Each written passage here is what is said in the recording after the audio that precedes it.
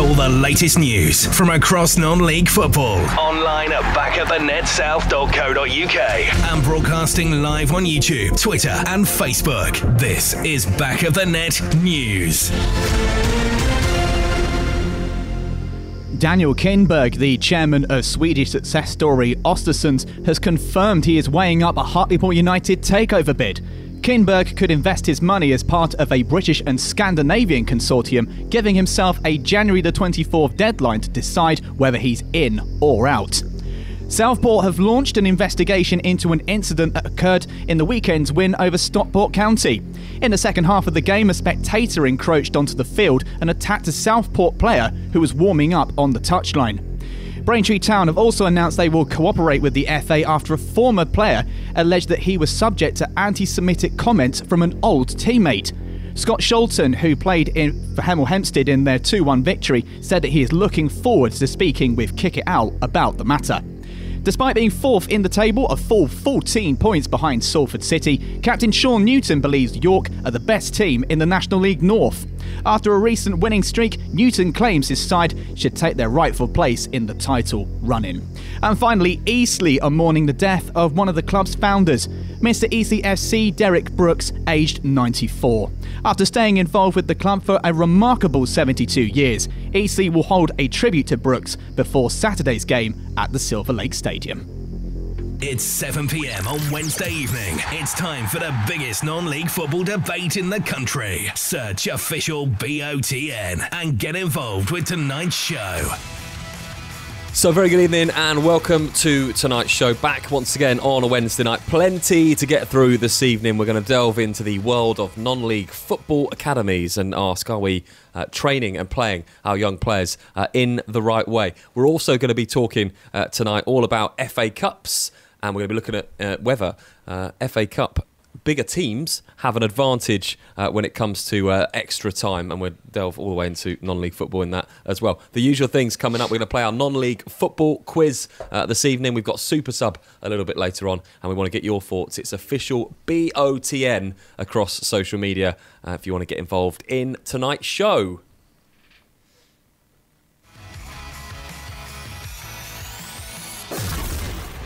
Have your say. Get in touch on social media. Just search official BOTN. So very good evening and welcome to the show tonight. Delighted to say that we have a setup of punditry experts this evening, which includes Frank Wilson. Good evening, everyone. Mark White is here as well. Back and able to talk. Yeah, it was a sorry showing a couple of weeks ago. You were really under the weather. James was ill last week as well, but he's back again. Very good evening. Good evening. James, plenty to get through on tonight's show. We're going to start by talking about some of the action across the weekend.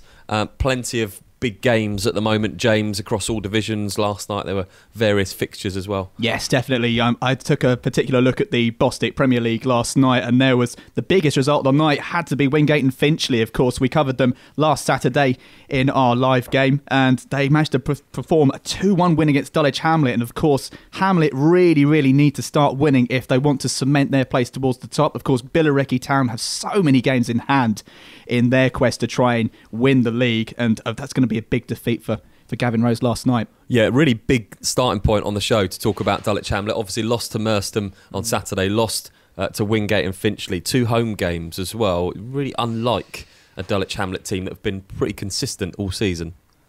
Yeah, I listened to Gavin's interview last night as well, and slightly unsurprising for him, I think. They're sort of going through a bit of a blip. I know that their centre-forward Reece was missing for the last couple of games, but he was back last night, so it may be surprising for them to pick up a defeat with him starting. But there's so many points ahead at the minute, it's a case of getting the momentum back. Yeah, it was a surprise, and Mark, you were there to watch the game. Wingate and Finchley we saw on Saturday, not particularly impressive. How did they do last night? No, they played okay. Dulwich went down to 10 men in the first half and obviously changed the game. Although Dulwich will feel aggrieved not to win, really. Wingate had only a handful of shots probably during the entire 90 minutes and conceded a late own goal. I think the problem for Dulwich is, frankly speaking, that they're playing under pressure, really. Ultimately, they're going to be in the playoffs. That's the bottom line. Billericay are going to win the league. I think that's just where Gavin will see things at the moment. I don't think he'll panic one bit. They're a great management team. And this league is competitive. That's the thing. And Merstham going there and on the back of a really poor run of form and winning just shows you how competitive the league is. Is that done now? You've said that Billericay are going to win the league. That's done. We can write the league title off, can we, Frank? That's one man's view of it. No, I agree with him. As far as the league table showing at the minute, it would take a significant drop in form for Billericay to sort of finish anything other than first at the minute. And even with Dulwich's recent run of bad form, is that 2 or 3 losses in a row? Yeah. And they're still sort of 9 or 10 points clear of third place at the minute. So I think it's just going to be down to how consistent teams could be. But like Mark said, it's very, very competitive. Which is a shame, because we're going to see Billericay come up against Dulwich. The rearranged game, I believe, is on the 6th of March, a Tuesday night. And it would be nice for that game, Frank, for them to actually be still involved in a title race. Yeah, of course. Two of the big hitters in the division at the moment. So from Gavin's perspective and from Dulwich's perspective, they're going to try and close the margins as much as they can. Obviously, there's lots of games in hand for Billericay still to play. Conditions at the minute are particularly poor. It'll be interesting to see how those games in hand play out. Like Mark said, there's lots of upsets in this division. So it's not to say that teams can't cause Billericay upsets. We've got them at home this weekend. That's one that we'll be keeping an eye on ourselves. Well, there's their first upset. Right there. There it is. Other games as well, James, across the league yesterday. Across the league yesterday, unfortunately to mention earlier on, before we went on air, was the Burgess Hill Town game, which surprisingly went ahead considering the awful weather that we've had recently, and they managed to grab themselves a vital 2-0 win against Harlow Town. So a big result for one of the bottom sides in the Bostik Premier last night. Yeah, Mark, it's always a little bit different at the bottom when you're playing in games like that. Burgess Hill against Harlow, both teams have been down there for most of the season. It would have been a real intense battle, I'm sure, down there. Yeah, but again, I think really it's not dissimilar. I don't think anyone would be racing to the bookies to have a massive bet on any result outside of maybe someone playing Dulwich Billericay. The rest of the league, anyone can beat anyone. And it's more a case of things such as, have cup runs got in the way, fixture backlogs got in the way, has anyone had a key player injured? These are the things that play factors in this league this year. There's not much in it really when they're all at full strength, not too much. And a really strange game, division, a set of fixtures yesterday, James, because the big teams, AFC Hornchurch, Malden and Tiptree and Heybridge Swifts, all lost in the Bostik North. Yeah, very, very strange set of games there. You would have easily have put any of those 3 sides to win, but it wasn't the case last night, and in particular with the teams you've just mentioned, not good at all. It just opens the league up a little bit more. Yeah, big night in the Bostik North last night. We tend to get quite a lot of fixtures that are rearranged, so it's people just playing all over the place at the moment. Yeah, I'm looking at the weather this week as well, Ben, and even our pitch at the minute, which has always been quite a glamorous surface, we've always boasted quite a good pitch. Been a bit of an argument or a debate going on in the last season or so as to whether or not we should change our own grass to a 3 or 4G surface. But even looking at the weather this week and now looking at the condition of the pitch from training last night, it's in a real dire state. So it's going to play such a pivotal part in games for everybody across the divisions. I think normally I'm moaning about you've got to replay a game within 42 days rule, but actually you can see when you do get long incremental weather for long periods how that's come into play, because they're running out of weeks now. What I would say is this is why leagues shouldn't have 24 teams in them, or potentially even 22, because the pressure it put. It's not nice really when leagues get settled on anything else barring football, but when fixtures get condensed, that can be the case. Plenty to talk about on tonight's show. We're going to talk now all about the non-league football academy pathway and what it brings to football in the lower leagues. We can look at a few examples of the bigger clubs and how well they've done. But let's start by talking about academies in non-league. They've grown very much recently. Most clubs like to introduce academies into their sides now. What do they bring to a non-league football club? Mark, I'll let you lead this one as you're a chairman. Well, this multitude of things, really. They obviously, every chairman of a football club would ideally want to bring great local players through their academy. So if you strip it right back, if you were above average local youth player, you'd probably be in an academy at a professional club or certainly a national league club of some description. So I think if you're looking at, Dorking Wanderers or any other academy worth their salt, what you're trying to attract is a great foundation with a really well-run academy. So those boys that would otherwise feel the need to go to a national club, etc., actually will join your academy, and then you've got half a chance of them playing the first team. And Worthing actually would be a great example of a club under John Meaney at the time that built a great academy and youth structure. And it meant that those kids down in Worthing didn't feel the need to go to the more, Brighton, the more kind of bigger renowned academies. They actually stayed with Worthing, and they was able to produce them through their first team and have a low budget as a result of it, and sell a few players on as a result of it. So I think you need to establish the profile foremost in order to attract the best kids. And of course, financially, they can earn you a few quid. But in honesty, if you're doing it properly, not masses. Have non-league academies now become a lot more popular because of perhaps the growth in non-league football? Is it a natural progression that if we're growing the non-league game, more supporters, we've seen the figures over the last couple of years throughout the Bostik leagues, does that mean naturally that we're going to grow across all areas of the game? So, Pete, the academies will become bigger and better. I don't know if that's actually going to be the case. I think the academy system is kind of becoming a little bit saturated at non-league level because every single club is doing one now. And what happens is that with that, you've also got, I think, sometimes a lack of quality, because that's the time when you need to get in the proper coaches and pay proper coaches who are qualified, etc., etc. Now, a lot of clubs don't want to do that. What they want to do, they want to make as much money as they can and then do it on the cheap.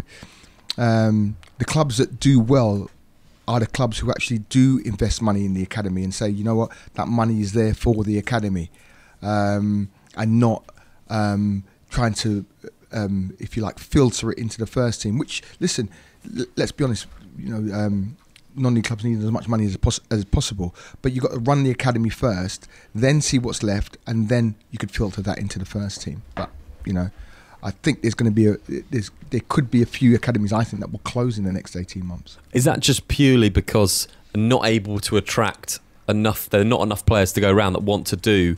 And we should say all the boys that are in these academies are doing a BTEC qualification. They're in full-time education. Just not enough boys to go around. I think there are enough boys to go around. I really do. I think what happens is the youngsters now. When I was doing it, the carrot was the football. It isn't now.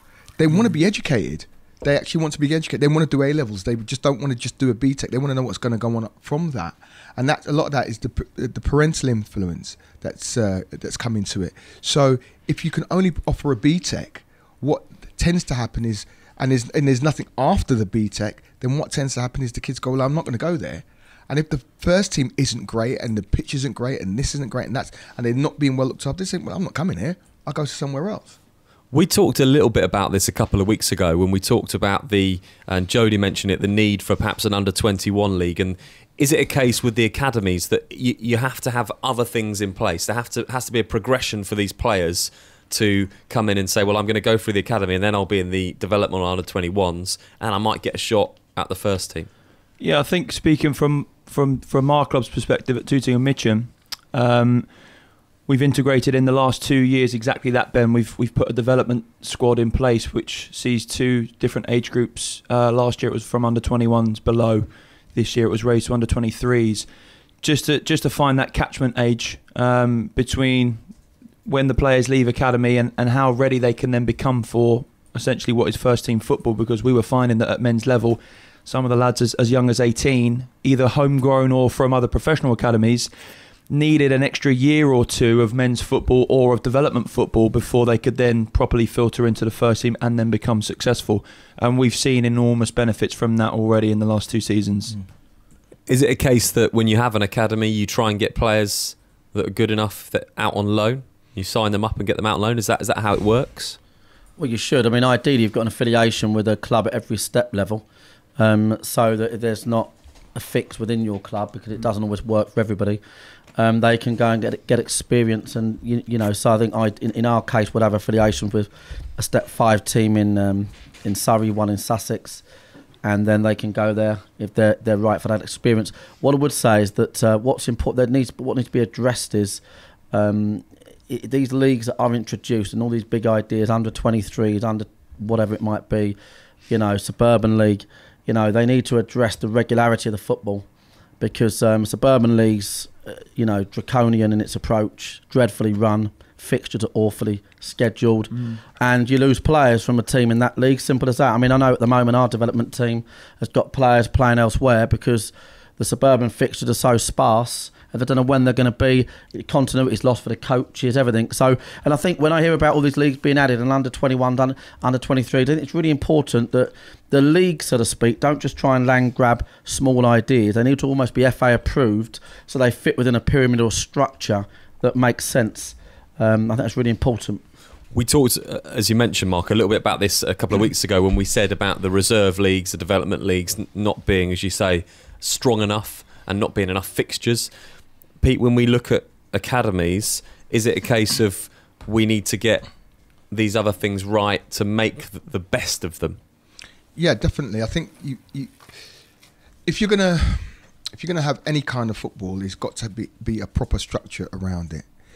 The Conference Youth Alliance, and I remember when it's kind of in its infancy, when I ran a team in it. It was very, very, very well run. It was quite strict. It was you had to have 2 people on the side. One had to be a physio, and they then brought in a rule where the 2 people who were on the side, one of them couldn't be the physio. One of them, you had to have 2 plus a physio, so things like that.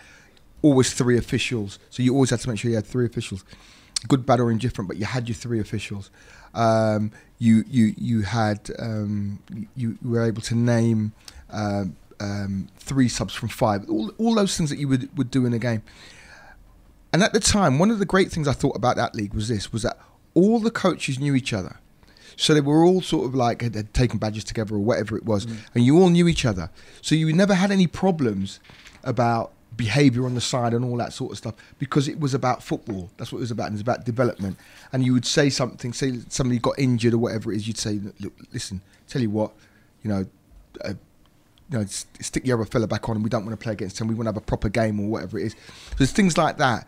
If you're going to have development football, it's got to be development, but in the right way. We should be wanting the players who play in those competitions to be able to go on and play in their club's first team. That's what we should be looking to do. If that's not going to happen, if we can't do that, and it's the part of the problem is the structures of the leagues, because they're not well organised enough, or they just, as Mark says, they're just bits and pieces of ideas and so on and so forth.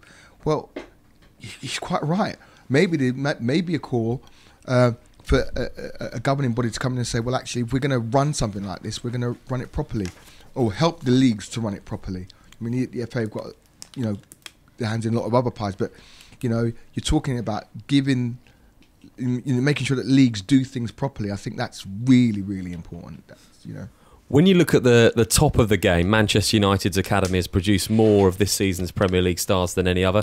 There have been 29 of the academy graduates, those that were at the academy when they made their senior debuts to feature for clubs in the Premier League last season. In 2017, those players racked up 395 appearances in all competitions between them.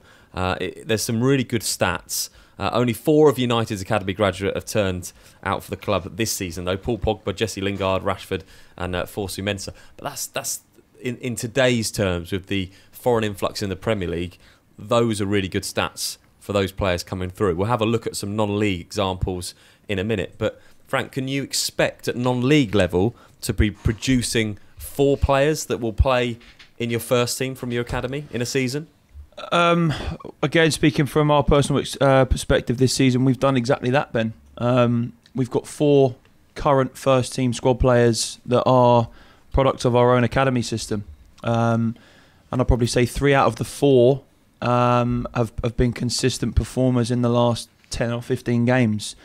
So we've seen a real success story at our own club. But that, again, it might be down to the catchment area of Tooting and Mitcham and being a London-based football club and in the South London area. And we've got an enormous captive audience there, and lots of competition and lots of players that want to come and be a part of the academy system. So slightly different, I guess, to what Peter was saying earlier. We probably turn a lot of kids away because of how much interest that we get. But the good thing is we're seeing a lot of success with that, with players being promoted and playing consistently in our first team. And Tooting, I'd say, have got good facilities for their academy, I'd imagine. Fantastic, yeah, fantastic. But I tell you what that lends to is the fact that Tooting's academy has been running for so many years, and it's been run well for many of those years, and it's actually been one of the academies that a lot of people would look at and say, well, actually, that's a blueprint on how to run an academy, because it's been going for that long. It can't have gone that long without it being run as well as it has been. And I think the people who are running the academy are doing a very, very good job at Tooting, Absolutely. And you were at Hampton and Richmond with their academy. How many players were you producing for the first team when you were there? Well, the thing about it is, I think every season I produced at least one player that was ready to go into the first team. A lot of the time it's, producing a player and the player being used by the manager are two different things. And one of the things I will say is that under Alan Dowson, he was always prepared to give the lads a chance. But I also always knew that my role was to produce those players for Alan. So, I knew the standard that he needed for the players. So my job was to go in and test them and to make sure that they were right. And if they weren't quite ready, they'd come back into the academy and we'd do some more work with them. And that was the whole point about it, was to get them ready. And one of the lads who was in our academy is now at Bristol Rovers, a lad called Charlie Ten Grotenhouse. We had him. You had him, yeah? Yeah, big, strong. We had him on loan last season, yeah. Good player. Great player. Came through our academy from the age of, I think, 16 and worked his way through and then got himself into the first team and then went out on loan. Did all those things. Now he's in the pro game. Now, that's, even if in the time that I was there, that was the only player that I produced to go on and become a pro, well, I think that's a decent job. Because when you think about the levels that you've got to get to and that the players has got to get to actually get to that level, in such a short space of time, when you think some boys have been in academies, professional academies, from the age of 8 and still not make it, it says something about what can be achieved. Well, the key thing is if you're producing one a season from a standing start with an academy, that's good going. I mean, for instance, what Worthing done was they thought, well, actually, what we need to do is have an elite setup from 14 onwards.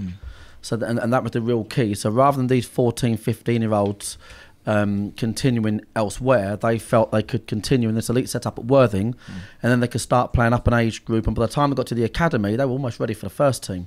So I think that's the absolute key. If a club's to take it seriously, you're looking to build it even below the academy at that age group, so they feed into the academy. That's what I'd say. In the Premier League, Southampton and Tottenham have the Premier League's next most productive academies. Both clubs have had 16 of their academy graduates play for Premier League sides. And also Arsenal, worth mentioning as well. They are top club for using their own academy graduates. The Gunners have had 15 of their graduates feature for a Premier League side this season, 11 of whom have actually played for Arsene Wenger's side. That's another point of loaning players out. However, the graduates of current Premier League sides only account for just over a quarter of the game time played by those clubs last season. 56% of the game time played by Premier League players has been from those that come overseas. Going back into non-league, there are a few good examples of academies this season. Margate opened a new academy in combination with Herne Bay. First intake in September 2018. They're managed by the first team as well. Going to come on to that point in a minute because that's a really interesting one. They have got a close partnership with the club's first team due to obviously Steve Watt being the manager. And the emphasis really is there on players achieving a sound footing to not only just come through the first team but also links to different industries within football. But that, Frank, is a really good point. If Steve Watt is the manager of their academy and coaches their academy players, does that give them a massive advantage, those players that are in that academy? Yeah, absolutely. And I guess you can look at Dulwich as a template. I know Gavin and Junior and the staff that he has been working with for a number of years now. He's been pretty much full-time within the Dulwich Football Academy system, so being involved from the youngest age groups all the way up to the senior team. And obviously that gives the people in charge, the opinions and the objectives within those age groups and means that there's a streamline effect all the way through from youth football up to the first team. Because it does become difficult in more conventional setups where you've got differentiation between staff members, because then it becomes that battle of opinions, and everybody's opinion is different. So if you've got one or a collective voice that are all seeing and practicing through the same system, then it's always going to be a big advantage. Mark, if you are hearing from your coaching staff that there's a budding young player in the academy and they're bigging him up and saying, look, you've got to give him an opportunity, it is a little bit different to you seeing it and managing it and coaching it and saying, actually, this player is ready. Well, it's chicken and egg, really, isn't it? Because it's all about objectives. Do you want to, are you going to get 500-600 people a week watching a below average team with 4 academy boys in it, or you're going to get 500 people by winning football matches? So very difficult one, different objectives, different chairman. Wouldn't like to be the chairman with the manager running the academy. That's a double decision to make if they're not doing very well. But it is really like that. I think it's very difficult. I think I'll try to stay with the broadest point is this: you want players ideally to have come through your academy that can take you forward.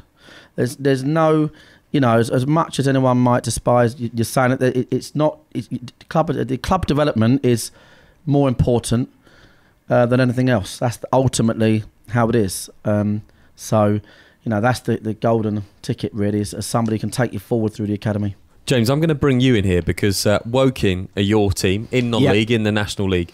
You go and watch them when you can. Would you be happy as a fan to see them blood, say 5 or 6 youngsters, but be languishing in below mid-table? Or would you prefer them to be bringing in players that have got experience and be challenging for the playoffs?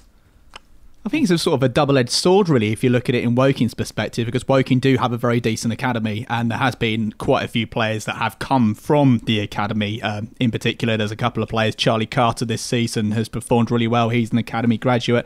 Joe McNerney as well was another academy graduate. Ollie Palmer as well is another academy graduate. I think you've got to find a fine line between blooding new players in and getting players that can get you further up the league. Again, you have to look at the financial implications that you have. You've got to really sort of try a trial and error attitude to it in that respect, because if you do try younger players, they could be superb for you, but you could go down the other route and get players in for a bigger fee, and sometimes it doesn't work out that way.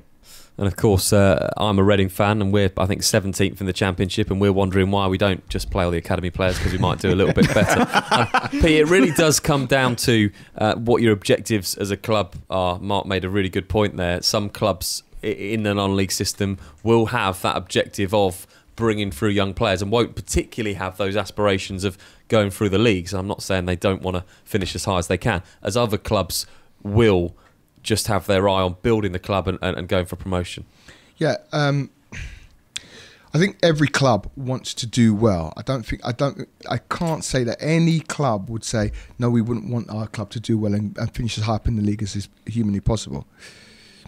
This debate around young players in the academies and players who are going through, for me, the bigger thing around this is who is running your academy. If the person who's running your academy doesn't understand what the objective of the club is, then what will happen is you really won't produce those players, because you've got to be kind of cutthroat, because you've got to turn around and say, well, you are not good enough for the first team, but you are, and it's really picking out those players. And sometimes the ones who are going to be good enough to play in the first team, they really do stand out. You can't have just some ordinary player just in your academy and you say, well, I'll give you a go because this is the problem. A lot of the young players today think that they are just going to get a chance in the first team just because they're in that academy. That's what they think. And we've got to really wake them up into thinking that actually you got to do some hard work. When we were at Hampton, we lost a coach, but we didn't employ another coach. We got a strength and conditioning coaching, and that strength and conditioning coach reduced injury rates. So people going into the physio room because they thought it was going to be an easy ride. Got them out. Got them training. So right, okay, you're not fit. You're going with a strength and conditioning coach.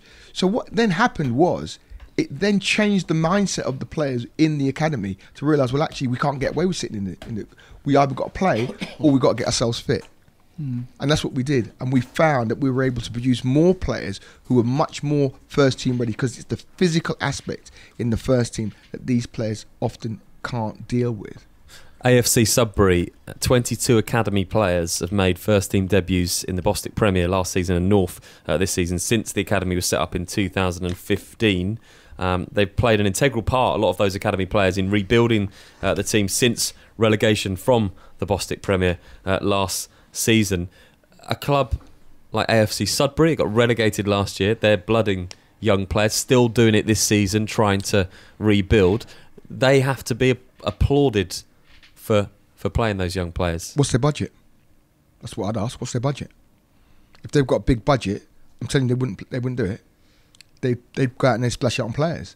But the point is, they've probably got quite a poor budget, and they've probably got that's quite a good catchment area as well for players, because it's not really. Obviously, you've got Ipswich and so on and so forth. So no plaudits for Sudbury. No. I give them plaudits for doing it, because it's still brave to do it.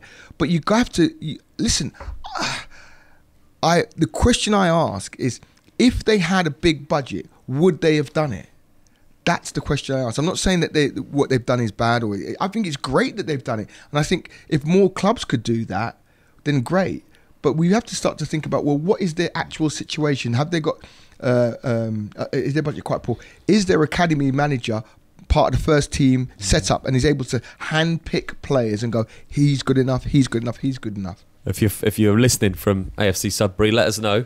And official BOTN on social media. Tyler French was a product of their academy, trialled with Crystal Palace and Ipswich Town in the last couple of years. It highlights a little bit of quality, maybe, of the coaching setup in their academy. Needham Market's another interesting one as well. They've recently announced a partnership with Ipswich Town. That's something that you mentioned, Mark, those sort of partnerships that you can perhaps create. Yeah, I mean, to Pete's point, spot on. All those sides in that eastern area, they have good links. There's sparse up that way, so there's good links with Norwich, Ipswich, Colchester to a degree. So they'll find it a bit easier. But again, it is really, to Pete's point, it's bang on. It is really a case of, well, chairman with a low budget, wants to try and get as many fans through the door as possible. So we'll talk about the youngsters, the local youngsters playing. Actually, quite a funny one was we played Lowestoft a couple of weeks ago, and from Conference North, been relegated. And if you live in Lowestoft, you are used to your team playing a good level of football. And I read their forum just to see if I can get any hints on how they play, etc. Well, I've got to tell you, those supporters would not want anyone from the academy. They actually said that their attendances had halved, actually, Lowestoft, in the last 2-3 years since Conference North. And all of the people that went on there said, yeah, because we don't win anymore. And so that's a supporter viewpoint. They followed the club for years. And, it's multiple facets, objectives all the way. But that's how some, and if you are the manager of Lowestoft, right, you probably are. When you read them comments and the pressure that he's under, you probably do your best to, win games and bring in who you can. I've just got to go back to Needham Market and mention this link with Ipswich Town, because they share facilities and coaches which they hope will enhance the development of Needham Market's academy. And there are also, interestingly, opportunities for those that are in the Needham Market academy to go up to Ipswich Town's academy and vice versa. So players that perhaps not good enough for Ipswich Town can come the opposite way. Pete, final point for now on this, is that the kind of thing that we're talking about when we say, if we're going to develop players through academies, it's things like this that we can get right, which that kind of partnership between Needham Market and Ipswich Town, it's a good idea. It's a good idea. I mean, funny enough, I go back to my Hampton days, we went and played Ipswich at Ipswich's academy, and they were very, very good. Very good. And the standard of play that they had there was amazing. And some of the players there, they were very realistic. They said, well, some of us ain't going to make it. We know we ain't going to make it. So, as you say, Mark's point is right. If you leave Ipswich and you're sort of like 16, the next place might be Needham Market. Well, that's a great partnership to have, because if it's a true partnership, quite possibly there might be a bit of funding going on there, some use of facilities. Ipswich's training ground is lovely. They may get a chance to go there. But yeah, those are the sort of things that could help. But there's so much of it in non-league football. Who are you going to pair up with? We will talk more about football academies. You can get your thoughts to us, official BOTN, if you want to get your thoughts in about anything to do with academies across the non-league. We'll be back with the non-league football quiz after this. You're listening to Back of the Net, powered by Promote UK. We're really good at what we do.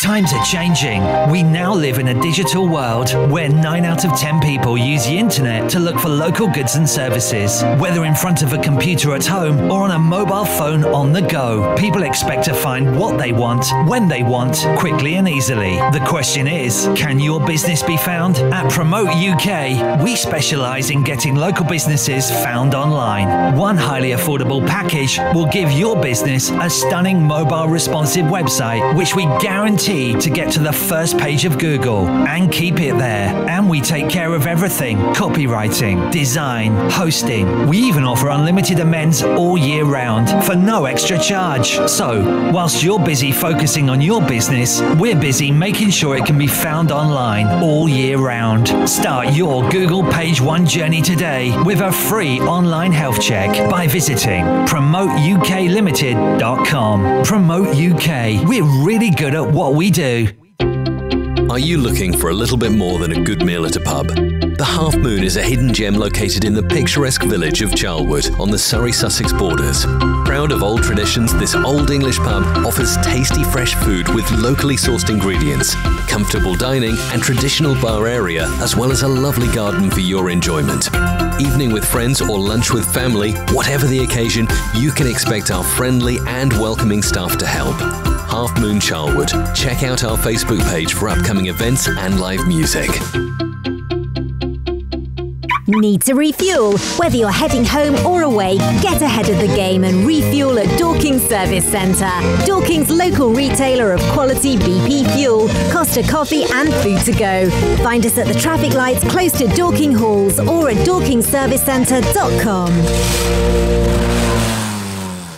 From Premiership to Playground, MH Goals has everything you need for an outstanding football match, including aluminium and steel football goals, nets, line marking machines, team shelters, boot wipers and much more. Buy with confidence direct from the manufacturer with great prices available across our whole range of sports equipment. What's more, we offer fantastic discounts for all FA affiliated clubs. We pride ourselves on British manufacturing. We make all our football goals here in the UK and conform to the latest British and European safety standards. So call MH Goals direct on 01502 711 298 or visit our online store at mhgoals.com. Head to backofthenetsouth.co.uk tomorrow morning for video highlights and full match reaction of today's games. Back to your favourite non-league football show, powered by Promote UK. We're really good at what we do. Back of the Net, where it matters. Welcome back to the show this evening. We just talked all about football academies in non-league football. We'll continue that debate very shortly. Right now, we're going to play the non-league football quiz. Plenty in the studio to give this a go tonight. I'm ready to win for a second successive week. We'll see about that. Am I allowed to stick this one out? We're all going to play in the studio. Right, let's get the jingle on. Let's get going with the non-league football quiz. The non-league football quiz. Right, some good questions coming up for you tonight. So let's kick off. Question 1. Question 2. Name the... we'll do question 1 first. Let's go with question 1. Let's do that. I got the answer for question 1 then. We went straight on to question 2. In fact, we're going to do it. Let's do it properly. Let's get it back on and proper. Here we go. Question 1. Right, name the club who AFC Fylde hit for 6 at the weekend in the National League. Oh, I've got it. Name the club who AFC filed hit for 6 at the weekend in the National League. First question on the non-league football quiz tonight. Question 2. Hartsdown Park is the home ground of which non-league team? Hartsdown Park is the home ground of which non-league team? Where do you get these questions from? I don't write. Remy, our producer Remy, writes the quiz. You can take it up with her a bit later. What division? What league are they in? They're not allowed to say. What's the name of the team? Yeah, I can tell you they're in the Bostik Premier Division. Hartsdown Park. I'm trying to think of some landmarks nearby that I might be able to give you. It's not London. It's not near London. It's not London. And it's not up north either, so... No. Yeah, it's a really good clue, yeah. It does have a very, very decent pie and mash shop in the town, from experience. Frank, I don't think you're going to win this week. Stop looking over my shoulder. You might go for an outing there, I don't know. Question 3. Which of the following non-league clubs is located closest to Hampton Court Palace? Hampton and Richmond Borough, Molesey or Metropolitan Police? Boom. Could you say it again, please? Which of the following non-league clubs is located closest to Hampton Court Palace? Is it Hampton and Richmond, Molesey or Met Police? And I will give you an extra point if you can tell me how many miles they're situated from Hampton Court Palace. That's right. That's got me thinking now. Okay, that's got me thinking. I knew that you would like that extra bonus point, James. You know me too well, mate. I have to say, for the quiz tonight, plenty of concentration. So much writing going on. We're in it to win it. Okay. The key thing is not coming last. Over and above winning, don't come last. Reputations are at risk. Oh, no. Okay, let's have the next one. Question 4. Wet and cold conditions massively affected the action in the EvoStick Premier this weekend, but how many games went ahead? Oh, God. Oh, forget it now. He's throwing his pen. Can't believe it. Plenty of adverse weather conditions affecting the EvoStick Premier Division this weekend, but how many games went ahead? What I would say, Pete, is you could just take a guess. What is the matter with you people here? Just Russian roulette it. Pete, just Russian roulette it. It'd be fine. James, for you, yes, I'll just say that I will give you a bonus point for every one of the fixtures that you could say that didn't go ahead. Powder coating it. Oh God. Okay. Just remember, I was unwell last week. I'm still recovering. Pete, you haven't written anything down. I have written something down. Okay. Yeah.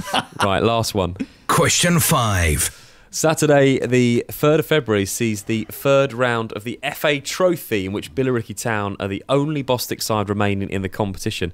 Who have they drawn? So Saturday, the 3rd of Feb, sees the third round of the FA Trophy, in which Billericay Town are the only Bostik side remaining in the competition. But who will they be playing on that date? Oh, I saw this, but I don't know if I can remember. Oh, I can't remember who it is. They're the only Bostik League side left. What, Bostik Premier League side? Yeah, that was in the question, yeah. They're the only Bostik side left. Only Bostik side left. I don't know. Okay, I think we've had enough time. Let's get the answers. It's time to see who has the best non-league football brain in the studio. Tweet your answers to @officialBOTN.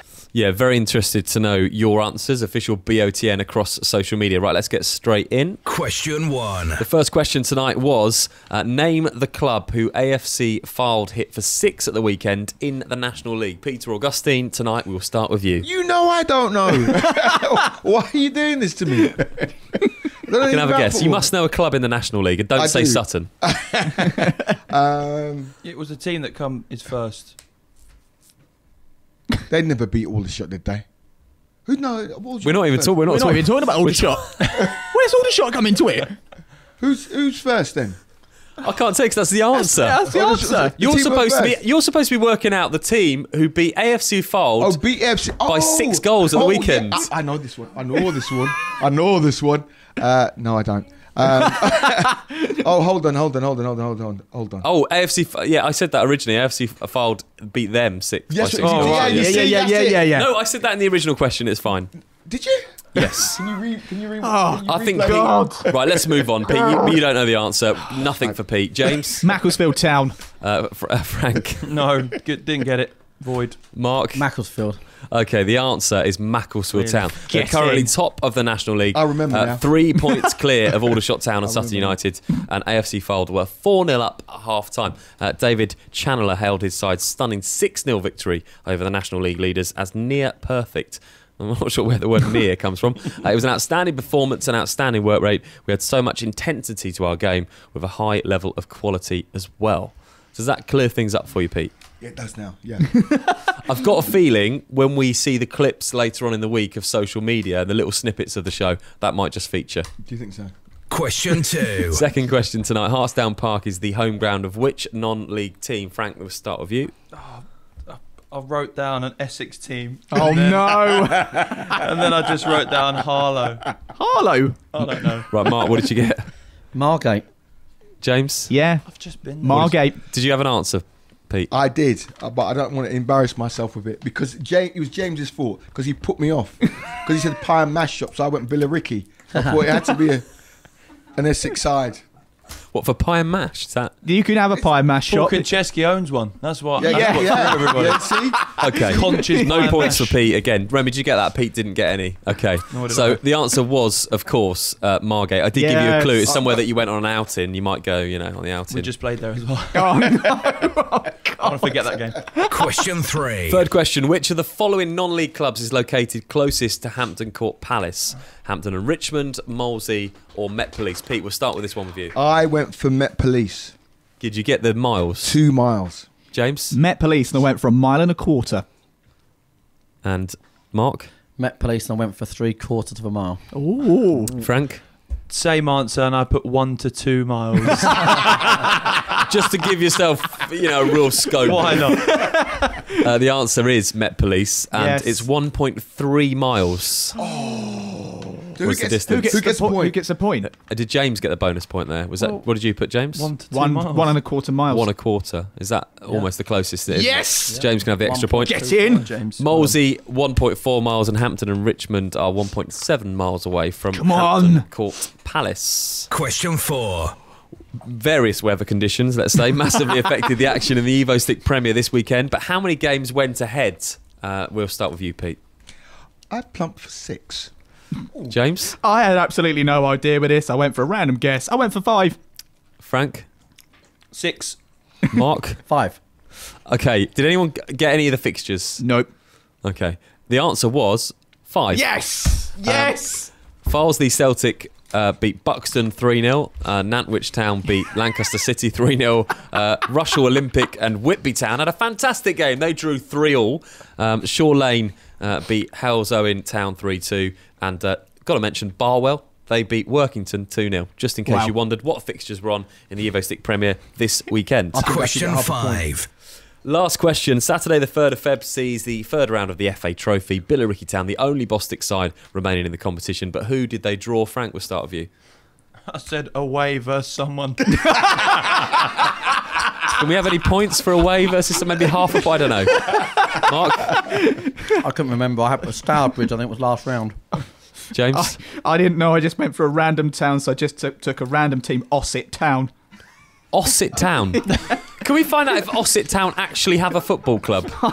Is that They an do. actual place as Actually, well? they do have Where it. is it? Yeah, they do. O-double-S-E-double-T, yeah. they do. Whereabouts are they based? It's far. It's a long, Far from long, here. long way It's a long away. way from here. That's the geography of the back of the Net Non-League show. It's just far away. EvoStick.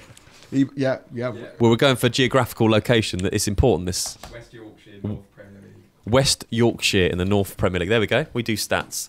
Perfect. Okay, the answer was none of those. It's Harrogate Town was the answer. And Mark, you were right. They did play Stourbridge in the last round. They've also played Havant and Waterlooville, Hungerford Town, Bury Town, and they've played Tooting and Mitcham in that competition. Okay, right.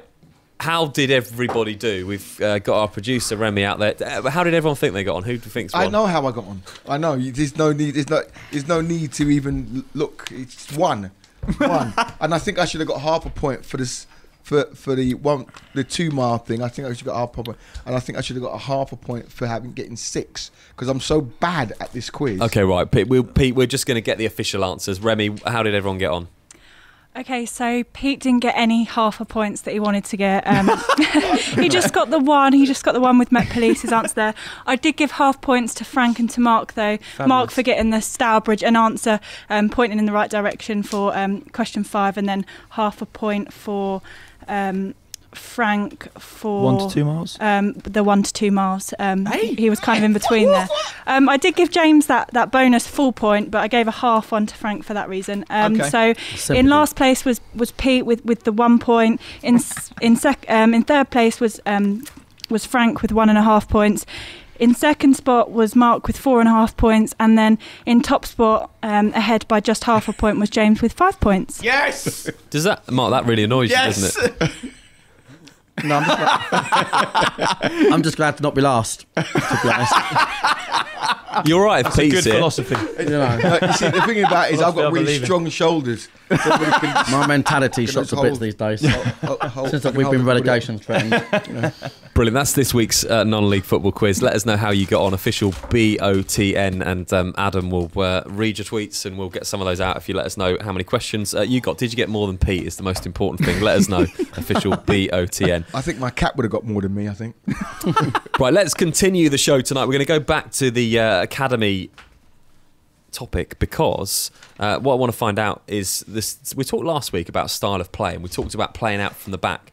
How easy is it to think that in non-league football these styles of play can be the same as first teams? Can we start introducing these technical elements of playing out the back? Is it the standard in non-league football academies? Can it be expected to be a lot better than it was 10 years ago? It goes again back down for me down to the coaching. If you as a coach you understand the way that the first team plays, you might not be able to get your academy to play in that way to start off with. So you might start off with sort of easing the players into a particular type of play that suits that set of players.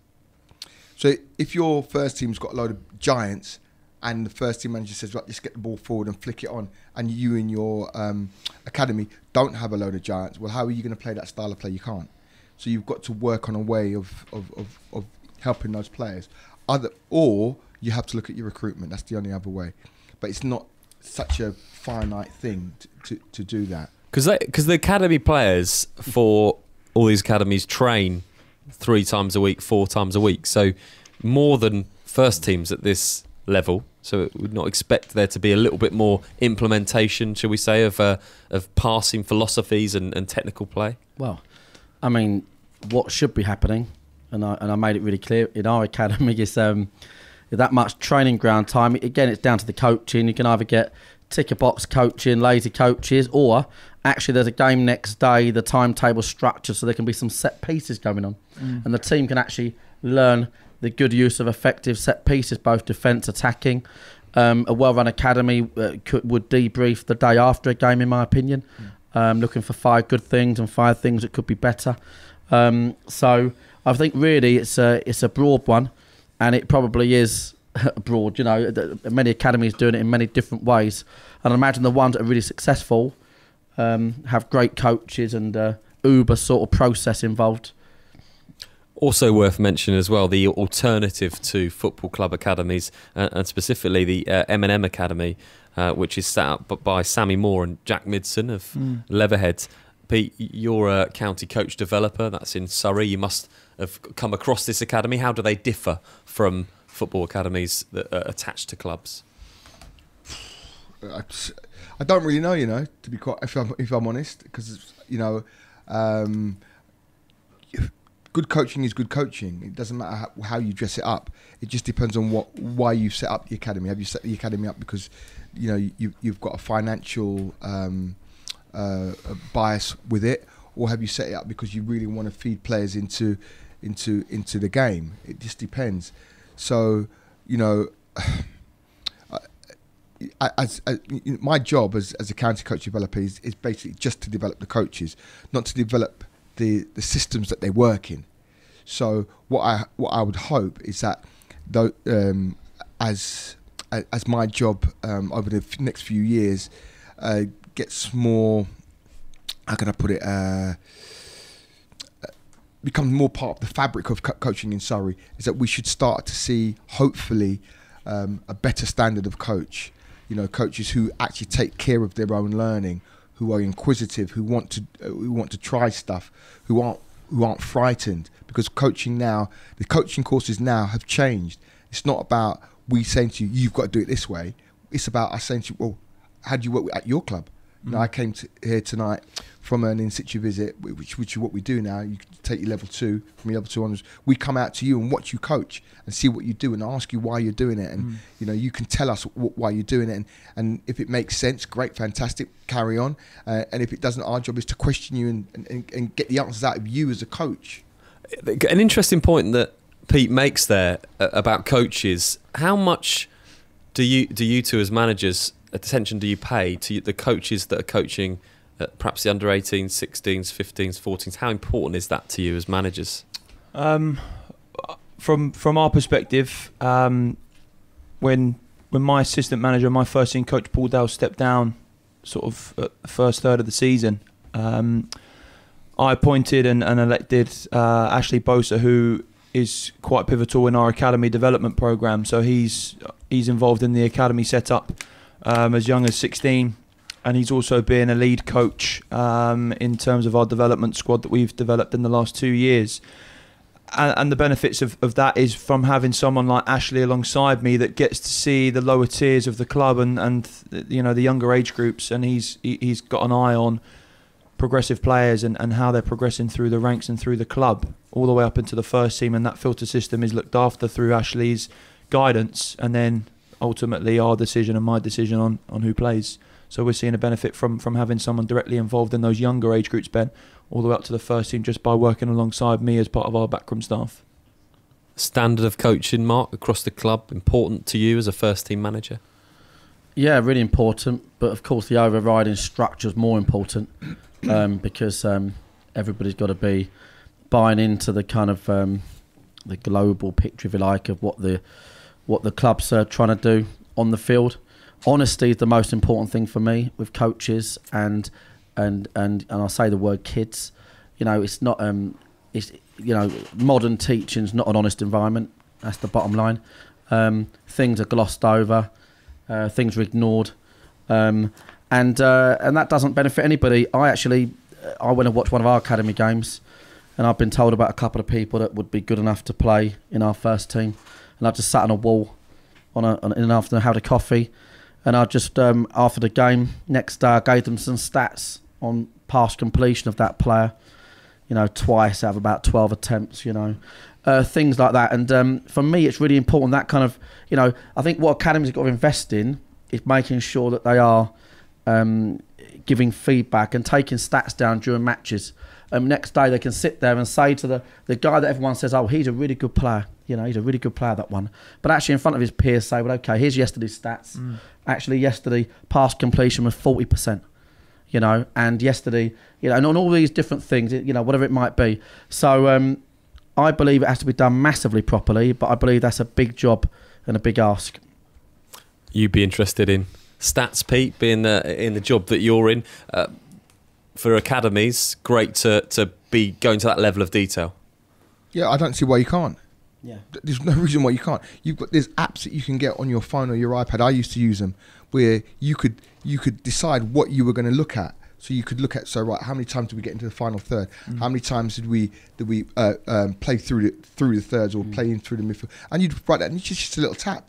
And what I used to do is the players who weren't playing, I said, right, every time this happens, just tap it. Yeah. So then I could go in at half time and I could say to players, this is what's happened. You think you're playing well, but look how many times you've given the ball away. Yeah, performance analysis, you know, can be done by the students. Of course and it can be something they buy into by the fact that actually on the sidelines they can do it on behalf of the team, you know. It's part of their course. It's actually part of their course. So, you know, to get them involved in that and involved in their own learning, so now they start to... So if that player who's taking the stats this week has to play next week, you say, well, you saw what happened last week, didn't you? Can you be better?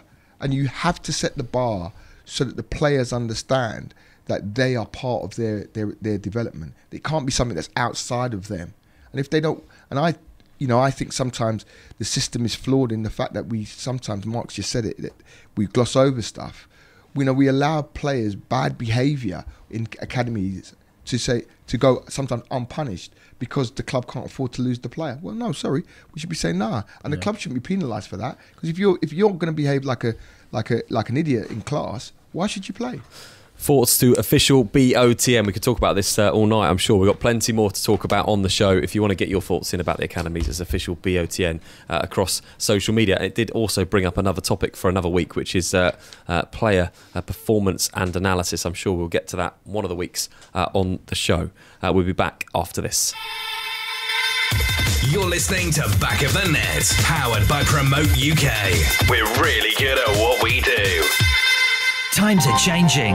We now live in a digital world where 9 out of 10 people use the internet to look for local goods and services. Whether in front of a computer at home or on a mobile phone on the go, people expect to find what they want, when they want, quickly and easily. The question is, can your business be found? At Promote UK, we specialise in getting local businesses found online. One highly affordable package will give your business a stunning mobile responsive website, which we guarantee to get to the first page of Google and keep it there. And we take care of everything: copywriting, design, hosting. We even offer unlimited amends all year round for no extra charge. So, whilst you're busy focusing on your business, we're busy making sure it can be found online all year round. Start your Google Page One journey today with a free online health check by visiting promoteUKLimited.com. Promote UK. We're really good at what we do.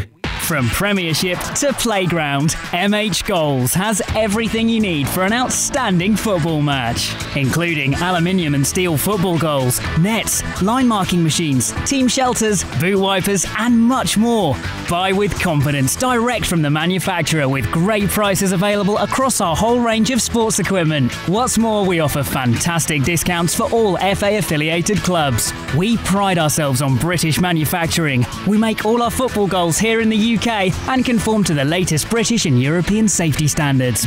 So call MH Goals direct on 01502 711 298 or visit our online store at mhgoals.com.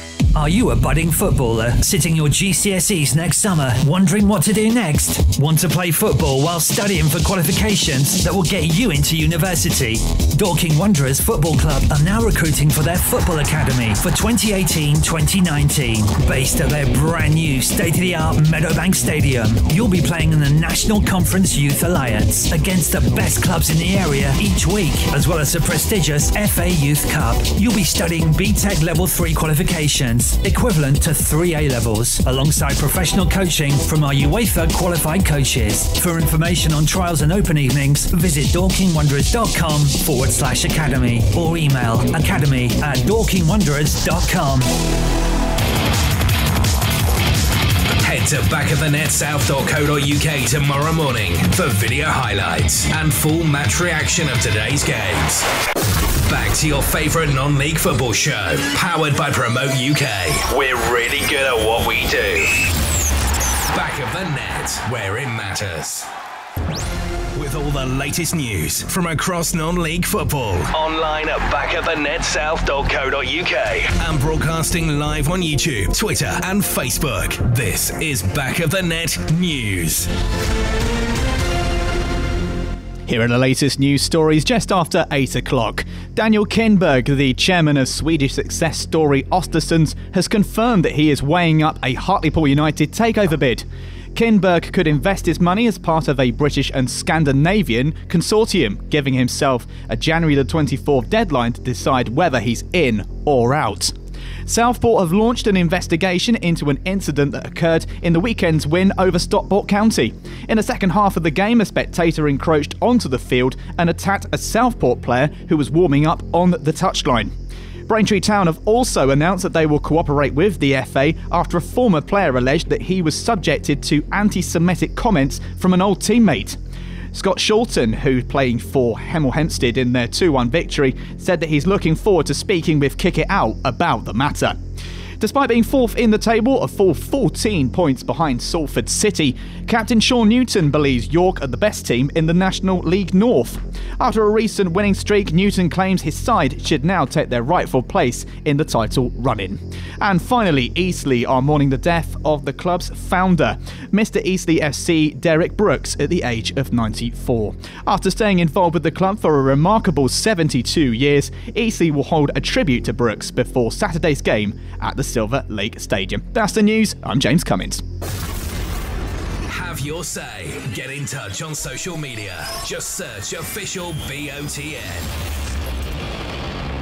So welcome back to the second hour of the show tonight. In the studio, Frank Wilson, Mark White, Peter Augusti and James Cummins. We just talked about football academies across non-league football and how to get the best out of them. I think it was a really noteworthy discussion that you can listen again to, of course, on our podcast, which will be available from tomorrow evening on the iTunes store. Go on there, just search Back of the Net, and you can click subscribe and get that download to your device each and every week. Right now, we're going to turn our attentions to FA Cup. It is FA Cup third round weekend next weekend. It's always a big weekend in the football calendar, whether you're a non-league fan or a Premier League fan, doesn't really matter. FA Cup, big weekend, third round, plenty of fixtures. One of the things that we're going to talk about is FA Cup replays, and whether it's an unfair advantage for higher teams to have FA Cup replays. Should we just go straight to penalties? And I'm just going to correct myself, it's actually the FA Cup fourth round. Frank, we'll start with you. Is it unfair to these replays? Do they favour the higher team when we think about the likes of non-league teams that perhaps coming into the competition at the earlier stages? Sorry, Ben, specifically in what sense? If it goes to extra time, then I guess bigger squad sizes, players that are fitter, stronger. If it went straight to penalties, you've only got to get through 90 minutes as a lower ranked team in the competition. And this can go all the way from the start, FA Cup first round, perhaps when we see more non-league teams in it. I don't know. It depends what teams have been. Well, not what you've been used to, but there's so many different sort of rules and regulations for sort of how competitions are resulted. You know, whether it's straight to penalties in certain county competitions that we play in, or extra time and penalties in other competitions. It depends on the scoring system in the games. I think sometimes teams feel like, or fans feel like, they want to try and get the most out of these fixtures as possible, especially when non-league teams match up with teams from the higher tiers. More sort of suspense around the games themselves if they sort of prolong themselves in that sense. I'm not sure whether it gives an advantage. It probably always will to the bigger teams just because of their resources. A few stats to give you on this. So if we look at this year, FA Cup third round, West Ham 1, Shrewsbury 0. Declan Rice scored in the 112th minute to put West Ham through.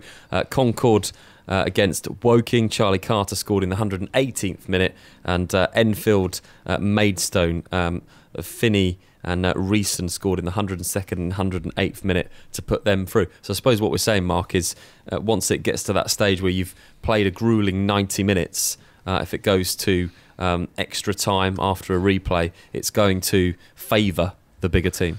It would always favour them, yeah. I mean, obviously other years, Maidstone in recent years have pulled off some great cup shocks late on in extra time as well.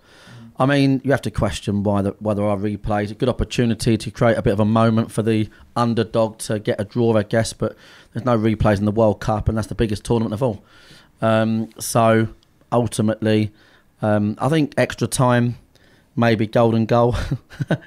You know, golden goal at what was it? Golden goal Euro '96 and and World Cup '98 as well. Yeah, and obviously everyone remembers. I think it was Gaza sliding in and missing the ball by inches to take us through. You know, the FA Cup now is almost, Pete, seen as a competition where you can play different players, squad players. When I read the name of a few, Declan Rice there for West Ham, it gives players an opportunity perhaps to play that wouldn't usually play. So taking into account these replays actually gives those maybe younger English players, academy players, an opportunity to play. If you're Arsene Wenger and you've got an FA Cup replay, didn't manage it this year, but if you have, you perhaps playing your younger players.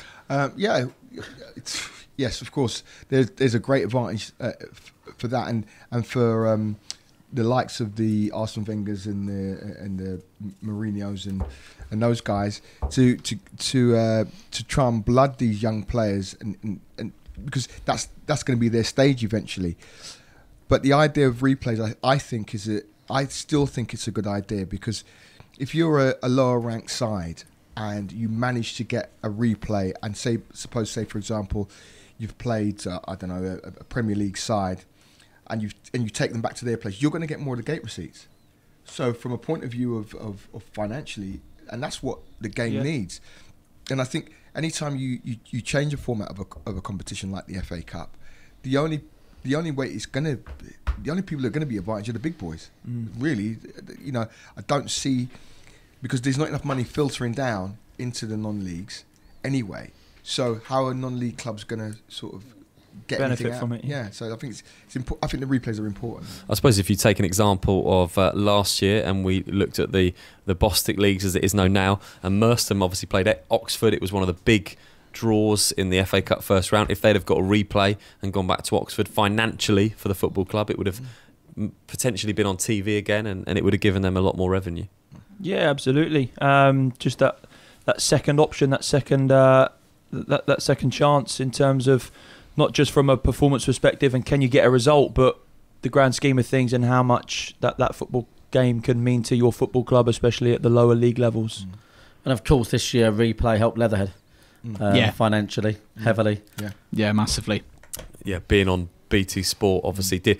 James, the stats on the FA Cup. No non-league sides in the fourth round. Who's the lowest ranked side? Well, the lowest ranked side I can see from looking from the fixture list looks to me like Notts County. They're the lowest team in the draw left, and also we've got to mention Yeovil as well. Yeovil Town, who will take on Manchester United on Friday. They're the two lowest teams that are left in the league, but it's surprising to see the fact, compared to last year, of course, we still had the likes of Lincoln City and also Sutton United, who were in the fourth round last year. And it's interesting to see the comparison between how many teams have made it through from the non-league last season to what we've got this season. It's a very good point that James makes, Mark. Is there any reason in particular this year that clubs are not doing so well? Last year we did, as James said, see the likes of Sutton and Lincoln go a long way. No, I just think it's been a quiet year, really, for the latter stages, cup shots in the latter stages, that's all. I think they'll be back again, and they'll probably be shocks of their own now in the fourth and fifth round, hopefully created by some of these league sides. And we've seen it. We've seen some football league sides having a great year already in different competitions, and I think that'll continue. How hard is it? We talk about this a lot when we mention the FA Cup. How hard is it, Frank, for a Bostik League team, especially a Bostik Premier Division team, to perform well, and I don't want to use the words take the FA Cup seriously, but to actually do well in the FA Cup because of the amount of fixtures that you play and all the other competitions, the county cups, etc.? Yeah, I think that fixture congestion is going to be an issue for everybody, especially the teams at the lower tiers, because of the amount of competitions that we play. And I think that as a football club we compete in 5 competitions per season. That covers all of the county cups and the affiliated cups, as well as the FA competitions as well. But ultimately I think that we would all agree around the table that it's the luck of the draw, isn't it?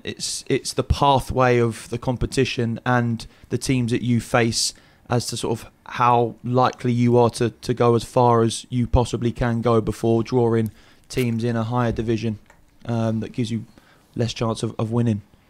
You usually see the teams that... Lincoln were an exception to the rule last year, doing so well in the National League, but usually it's teams perhaps that aren't doing so well in the league that can then concentrate and galvanise themselves with a cup run. If you're going for promotion, Mark, seriously, in the Bostik leagues, let's say for next year, how much attention can you pay on the FA Cup, FA Trophy? Well, none really. I mean, Billericay aside, because their squad's ginormous. It's been proven in recent years it's very difficult to achieve both. I think Bogdan Reed just would have been promoted 3-4 years ago to Conference South had they not had such good runs in various cup competitions, and their backlog caught them out every single year. And you see that type of thing all the time, and obviously more so in these 24-team leagues. Is there a decision that's taken as a manager for how well you're doing in the league. And I look back to yourself and Mark. Obviously, last season you were in the Bostik South, leading the way. Both finished on the same amount of points. Was there a decision that was taken last year that you needed to concentrate on the league? Joint champions, you mean? Is that what you were saying then? We got half a bonus point at the end. I'm gonna say that, yeah, we really took our eye off the prize with the FA Cup last season and really concentrated on the league. And I'm going to use that excuse for a relatively poor FA Cup run. But no, listen, I think that you play the early stages so early on in the domestic season anyway that everybody has a real keen eye and a keen focus on how well you can do in those first couple of rounds. I don't think that anybody in a domestic league situation sort of takes their league position too seriously up until probably Christmas time. And that's where you are, and then you think, well, hang on a minute, have we got a realistic chance of staying here? And at that point, as we're seeing now, you're already getting well into the sort of the later rounds of the likes of the FA Cup. Yeah. And I guess the team to mention has got to be Heybridge, and obviously Jody will be back on the show I think next week. They are at the moment in 17th position in the Bostik North, and they have played 19 games. And if we go right to the top, AFC Hornchurch and Bowes and Pitsea have played 30 games. That is an unbelievable situation to be in. I know we've mentioned it before on the show, but we're talking about FA Cup and FA Trophy. That Mark, to deal with that situation, I'm just going to give you the points difference. So 67 points AFC Hornchurch, and then Heybridge Swifts are on 31 points. They've just had an almost impossible task. It's not going to happen for Jody, but you know what? Probably. Sorry, Jody, for listening. But if you're Jody and you're pressed on, what would you rather this season? You'd be hard pressed to decide what you'd rather, going down to Exeter.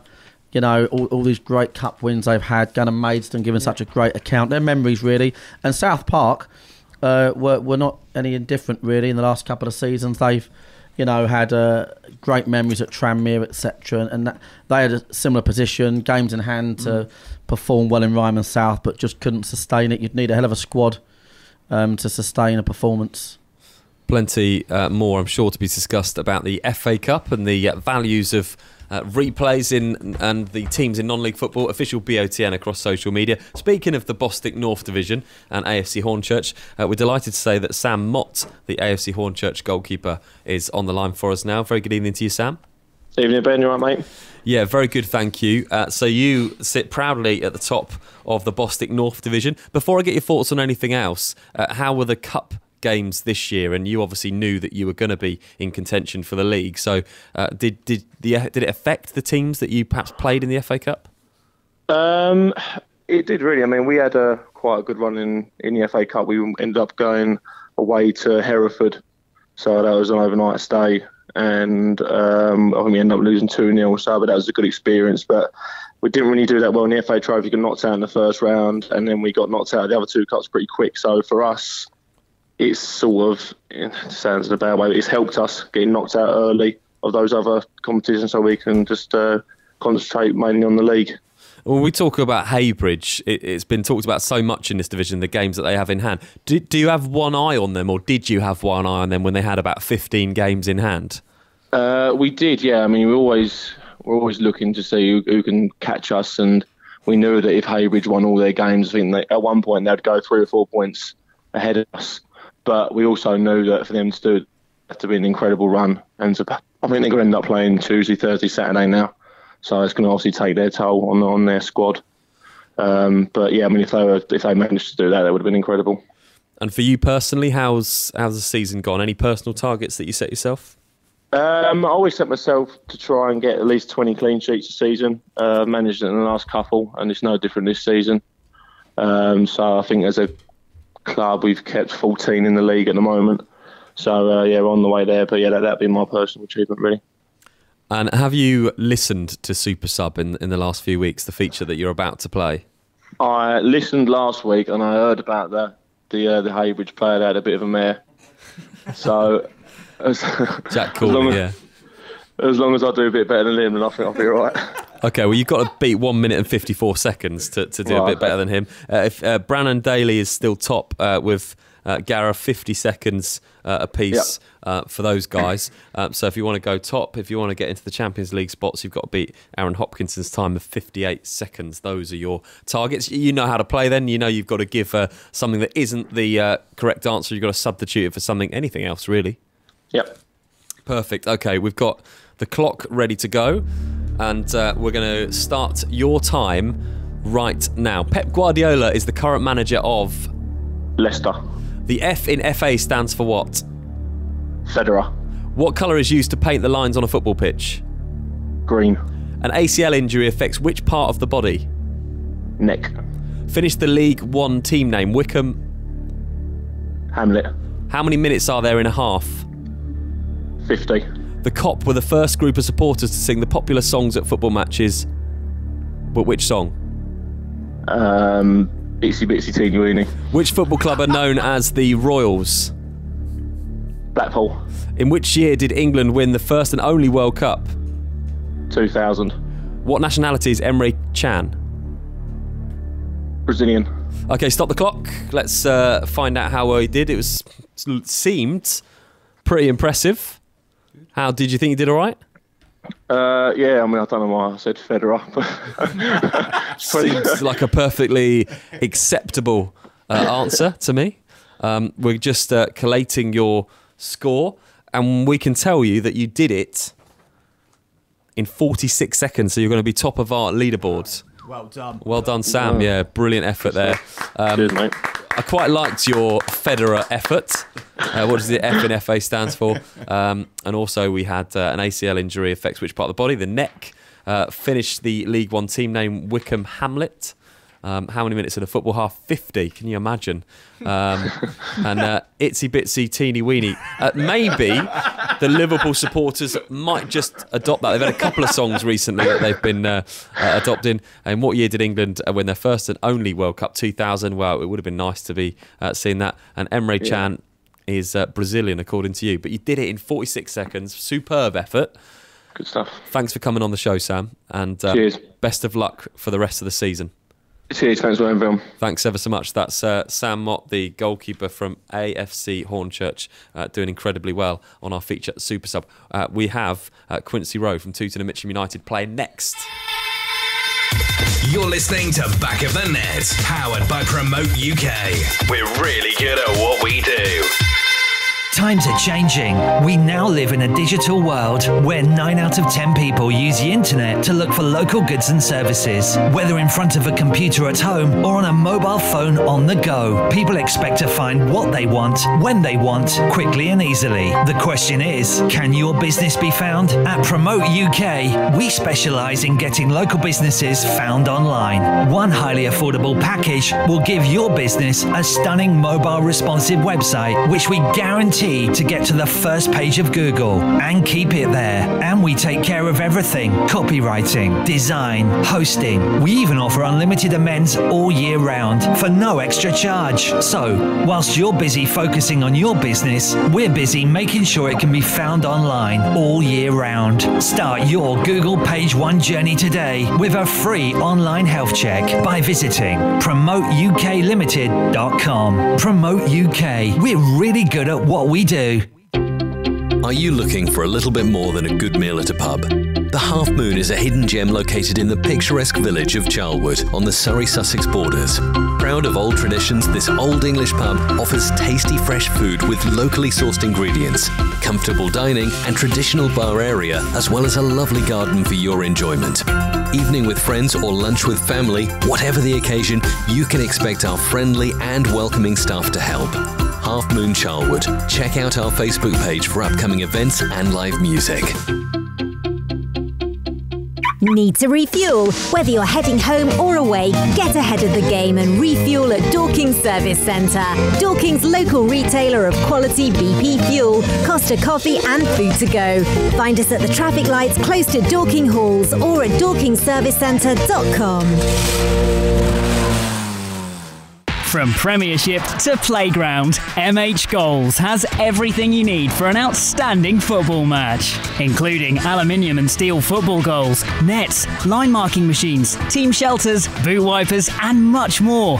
Buy with confidence direct from the manufacturer with great prices available across our whole range of sports equipment. What's more, we offer fantastic discounts for all FA affiliated clubs. We pride ourselves on British manufacturing. We make all our football goals here in the UK and conform to the latest British and European safety standards. So call MH Goals direct on 01502 711 298 or visit our online store at mhgoals.com.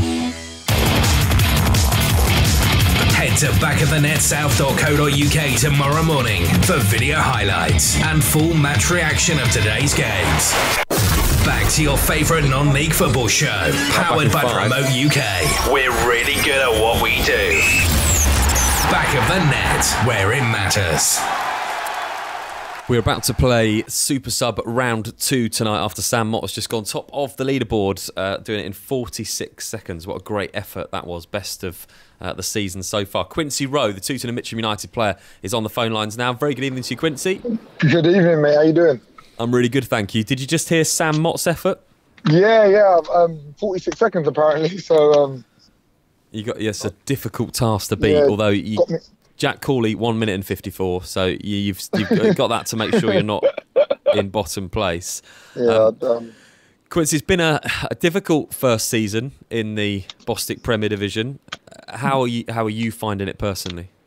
Tough, because just personally, like I'm a winner. I like winning at things. I like being the best at things. So being in this position, like personally, is tough. And as a team, again, it's tough. There's been times we've been unlucky, but we're learning. We're getting there, and hopefully we'll be okay. What are the main differences from a playing's perspective, being out on the pitch of last season and this season? Just, I think you get punished. You get punished for your mistakes. So whereas in the lower league, you might make a mistake or make 1 or 2 mistakes and you might get away with it. But in this league, you make 1 mistake and you're punished, and then teams are good enough to be able to sit deep against you and soak up all your pressure and then hit you on the counter-attack because you're a bit exposed. So I just think it's just taking chances really and making mistakes. You're punished more. What's the worst thing about your manager, Frank Wilson? He's a control freak. He likes to have everything his way, which is understandable. Do you know what I mean? So yeah, you're very, very, very strict regime, but which is good. It's helpful, and especially with some of the groups of players that you come across, it's needed. So, but it's good. Frank, is that fair? Fairly accurate, yeah. Speaking from experience, Quincy, there, aren't you? Yeah. Strict on you. Will Quincy be involved Saturday or not? Too early to tell. It's only Wednesday. Right, to important business then, Quincy. We're going to get you to play Super Sub. Obviously, you know the rules. You've got to substitute the correct answer for anything that isn't correct. It sounds a lot easier than it is. We're going to get your time, your clock starts now. Pep Guardiola is the current manager of Liverpool. The F in FA stands for what? Football. Freddie. What colour is used to paint the lines on a football pitch? Yellow.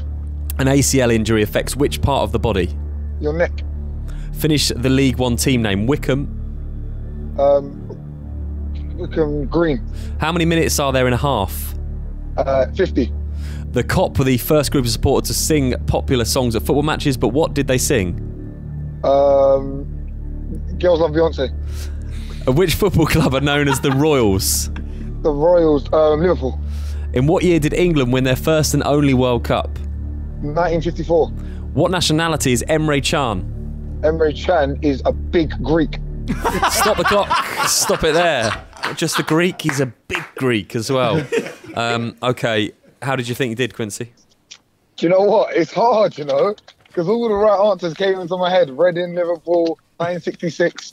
I reckon I did all right, I reckon it's got to be under 50 seconds. I'm pushing him close. That is supposed to happen. The right answers are supposed to come in your head on Super Sub. Right, okay. So you needed to beat, was it 46 that you needed 46. To beat to go top? Okay, yeah. I can tell you that you did it in 48 seconds.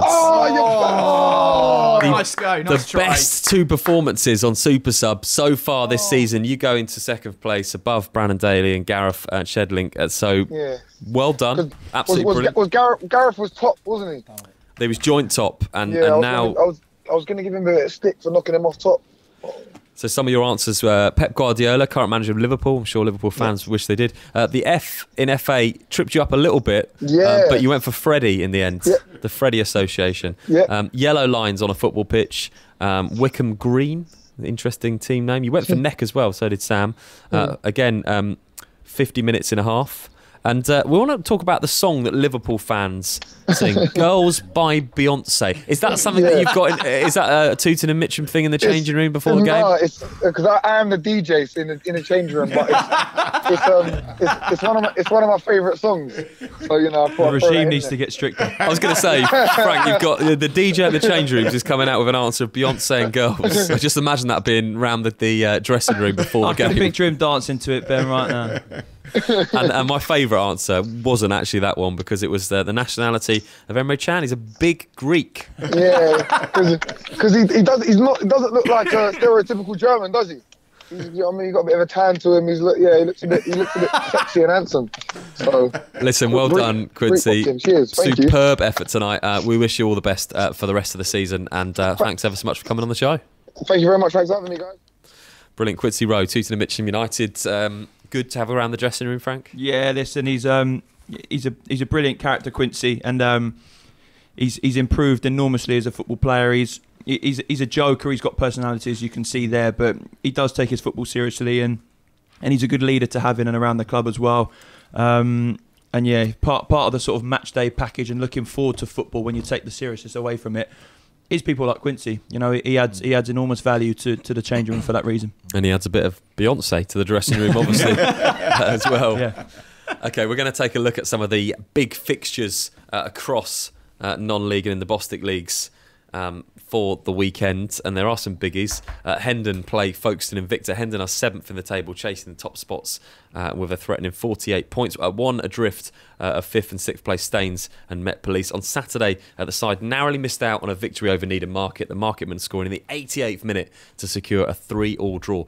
Prior to that, Hendon lost 1-0 to Wingate and Finchley. Although the side are yet to win a league game in January, they went on a 4-game unbeaten run towards the end of December. Recently, Thrash Spelthorne Sports 9-1 in the quarterfinals of the Middlesex County Cup.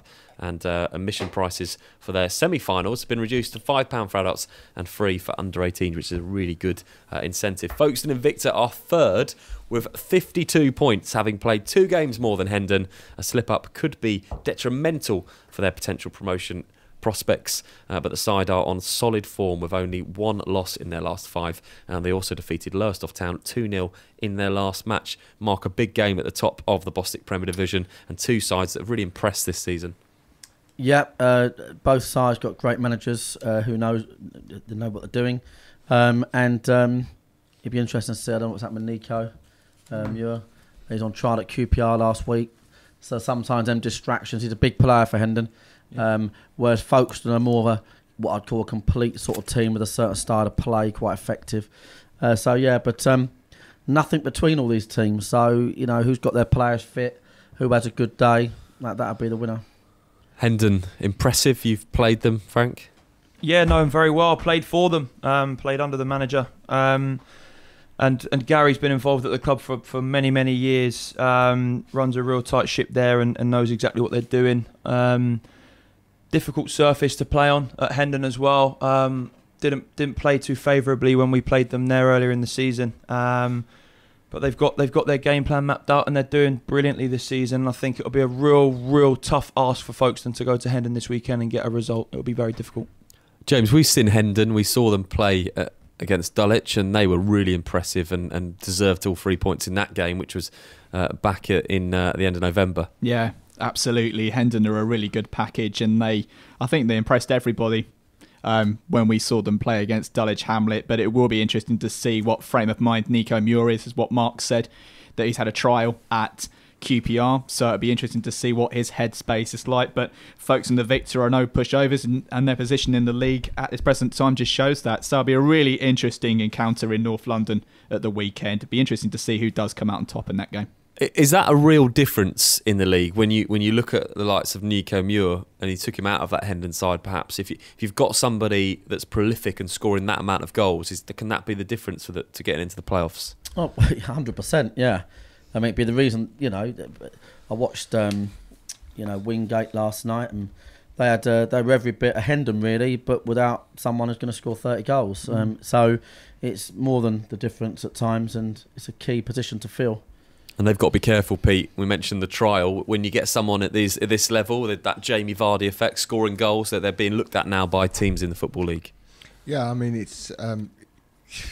If Rangers don't take him, I'm pretty sure somebody else will take him, because he's a goal scorer, isn't he? The lad, he really knows where the net is, and when you see players like that, I mean, I watched him a little bit, and he just seems to know. There was once a phrase: "It's like the ball finds him," in the box. He's just such a good player, and it's whether or not he can now match that if he goes up another level. In the Bostik North, Grays Athletic play at Hertford Town. Form has been mixed for both sides, really. Grays winning 2, drawing 2 and losing 1. And Hertford winning 2, drawing 1 and losing 2. Both sides drew their last game, so they'll be keen to add some points to their tallies. Position-wise, Grays have the edge. They're in 10th with 41 points. However, Hertford Town have 3 games in hand. They currently sit 14th with 38 points. But a goal difference of -14 means that a win will not put them above the hosts.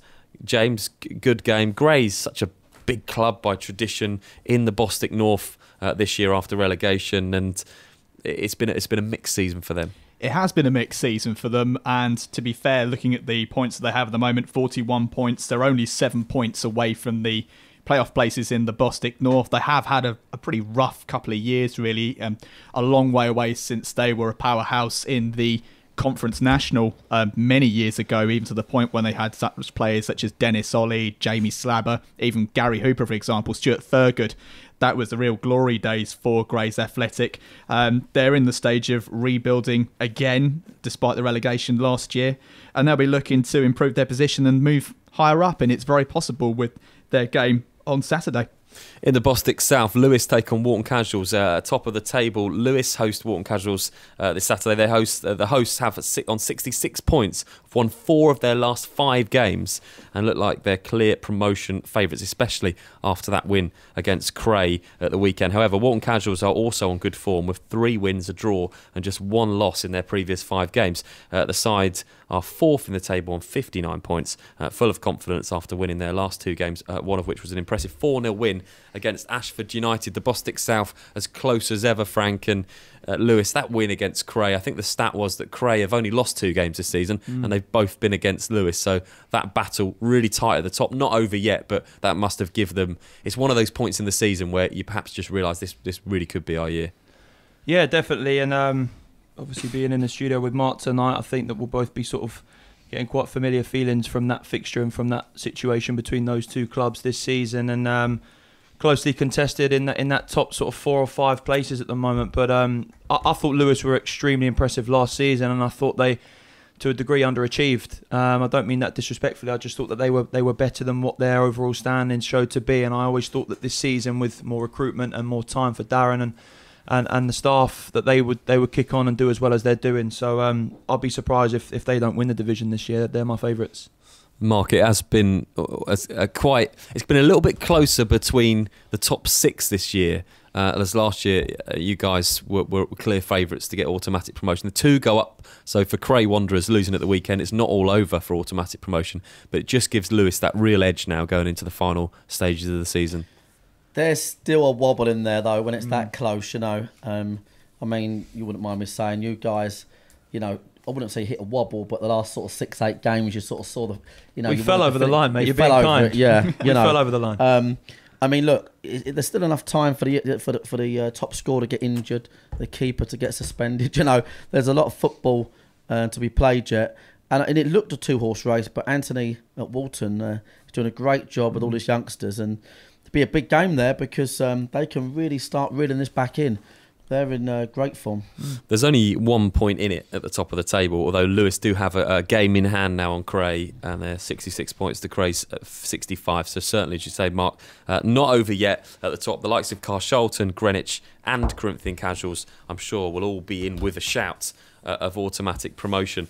Next up for you, a game in the Evo Stick Premier Division. Buxton take on Colville Town. It's a game that we've picked out from the Evo Stick Prem this week. It's promised to be a close encounter. Both teams on equal points with 39 each, and on mixed form. In 13th, Buxton have lost 2, drawn 1 and won 1. In 14th, Colville have drawn 3, 2 of which in their last 2 games. Won 1 and lost another. Inconsistently is consistent in both of these teams. Inconsistency, I should say. So the result could go either way. We'd like to pick out random games, James, and this one, just our statisticians were obviously busy and hard at work picking this one out from the Evo Stick Prem this weekend. This has got all the hallmarks of a midfield attrition in the Evo Stick Premier League. Buxton will be looking to extend their advantage. They have 3 games in hand compared to Colville Town. Buxton have played 28 games. Colville Town have played 31. They're neck and neck on points.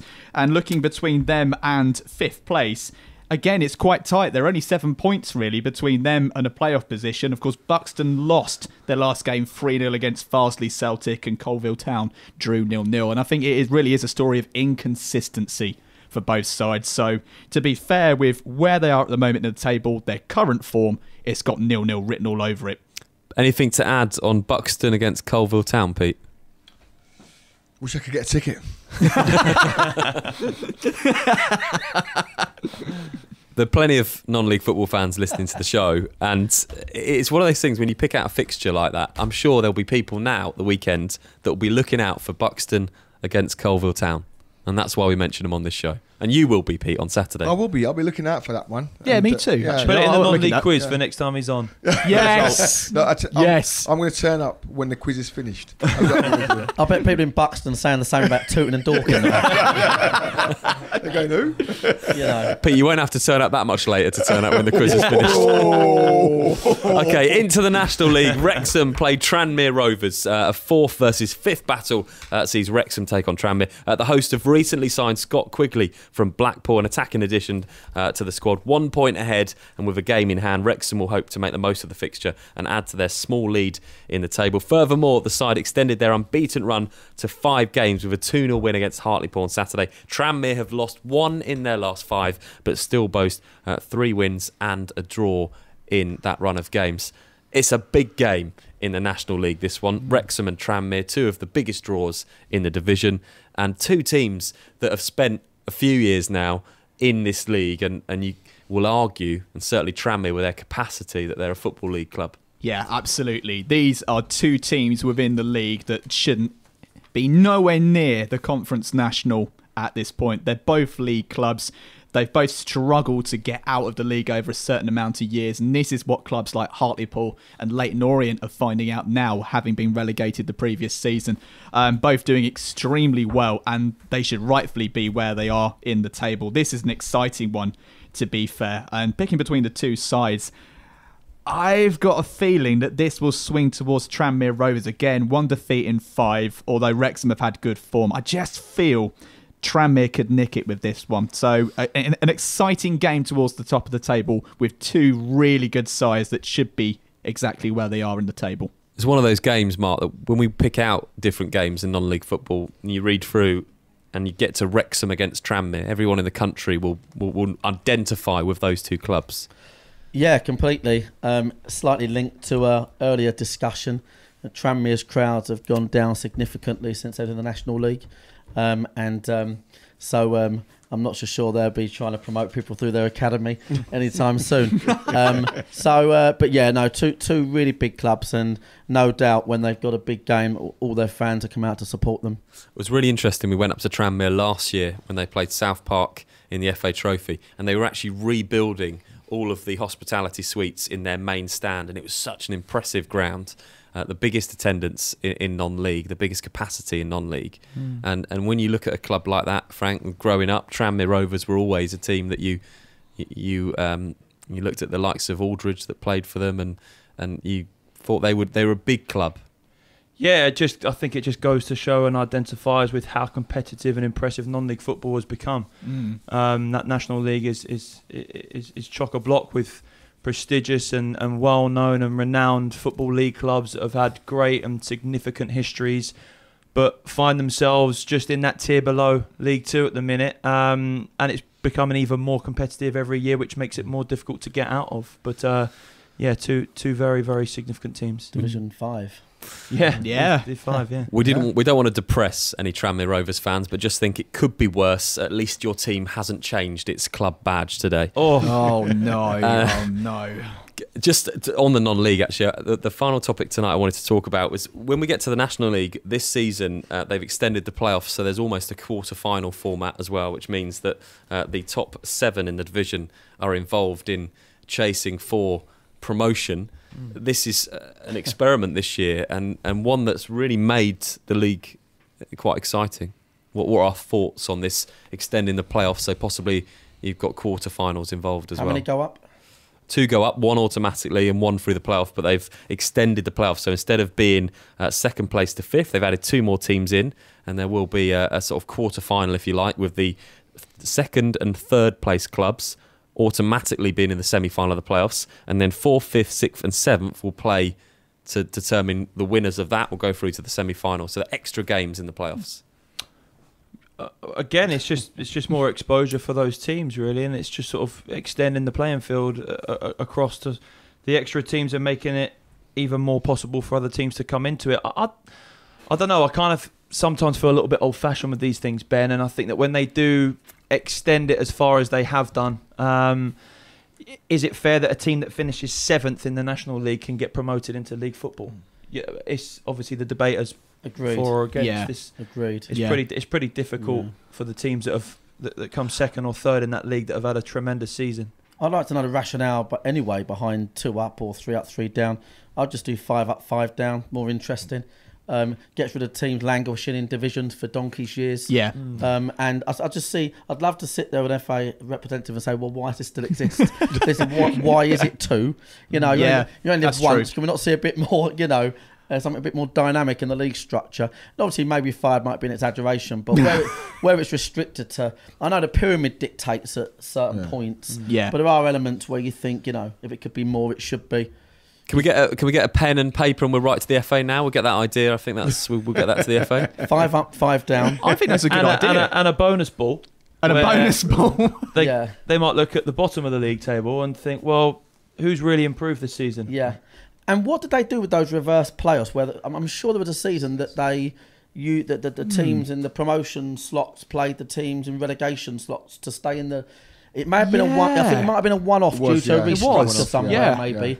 I think it might have been when they restructured Isthmian League, actually, and Lewis went up 2 promotions in one season, maybe. But anyway, Pete, you wanted to get involved in that debate earlier on, and it looked like you had a different opinion, which was always good for the show. And those clubs that have finished 2nd to 7th, the parameters are set out at the beginning of the season. So on the flip side, when you start the season that if you finish 2nd, you're not going automatically up.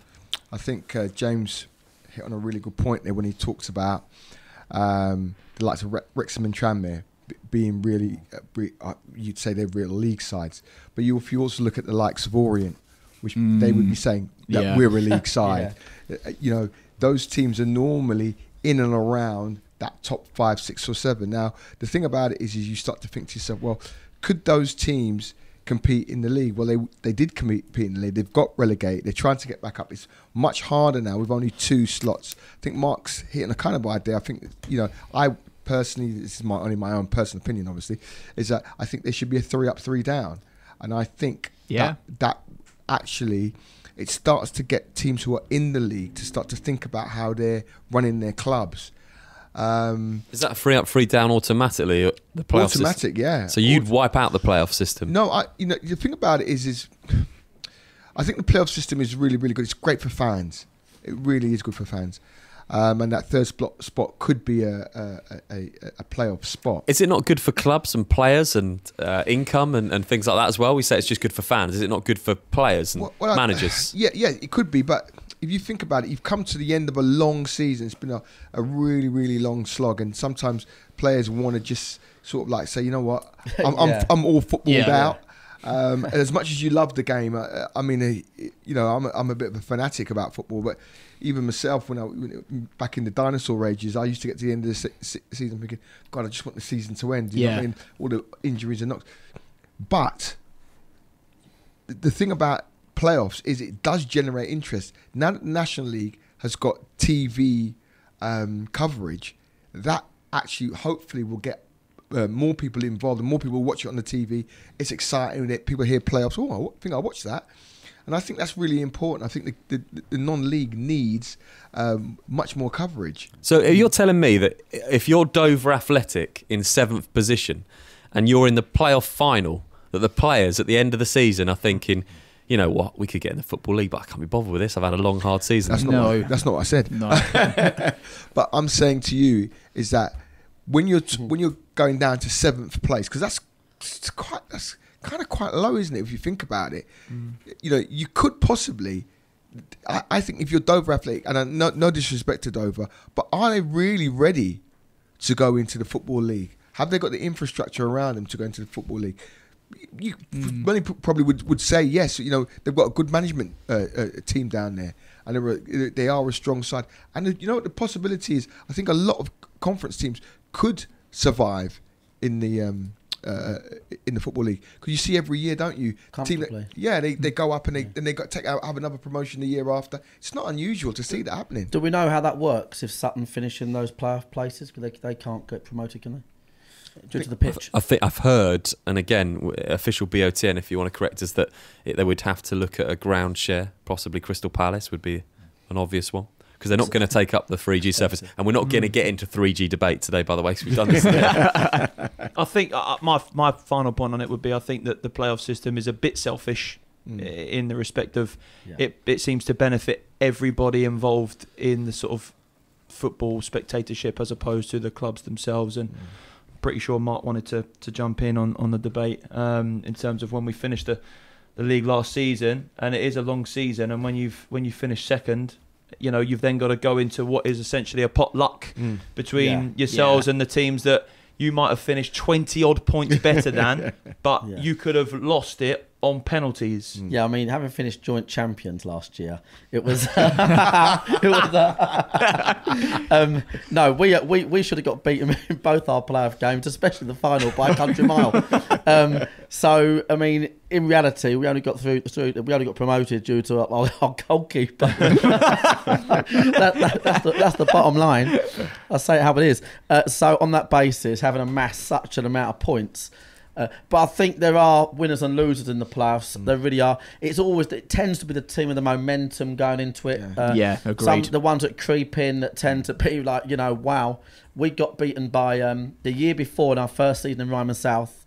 We was in the playoffs. We had a home draw, cemented runners up as always. That's what we do most years, and not this year. But and Faversham went into the last game of the season. And I'm almost certain they were something like 7th or 8th or something, 7th maybe. And they, on the last game of the season, due to Corinthian casuals getting eligible players or 3 points deducted, and all the results just went their way. Yeah. And they went boom into 5th. And straight away I thought, blimey. The last team you want to play in this situation. And of course, I read Ray's comment, all the type of, nothing to lose now. And I thought, here we go. And we lost, obviously. Okay, so I've got some stats for you. So in the National League, there are 4 points between Aldershot, who are currently in 2nd, and Dover, who are currently down in 7th. So there are only 4 points between 2nd place and 7th place in the National League. In the National League South, there are only 3 points between Hampton, who are in 2nd, and Chelmsford, who are in 7th. Interestingly, though, in the National League North, Harrogate are in second place with 53 points, and Blythe Spartans are in seventh, 10 points below them with 43 points. Wow. So that's where you mentioned it may be a difficult thing to understand that possibly Blythe Spartans could go up if it finished now in the playoffs. Interestingly, in the Bostik Premier Division, at the moment, Billericay are second on 57 points and Staines are fifth on 49 points. And Staines, if the season finished now, could beat Billericay or win in the playoffs and actually go up. And that's to think of the likes of Dulwich and Billericay with the kind of points gap there are at the moment probably backs up your point, Mark, of the fact that you'd expect both those teams to go up. It just seems strange to me with so many great minds about that they can't work out the pyramid system so they can just have more promotions and more relegations because it keeps it interesting for everybody. The argument always is, well, 2 doesn't go into 1 and 5 don't go into 6 and all this type of things. Well, you've got different league sizes. I think Bostik's the only league in the country with 24 teams now, step 3, step 4. Everybody else is 22. That's why it's being reduced, I believe, next year.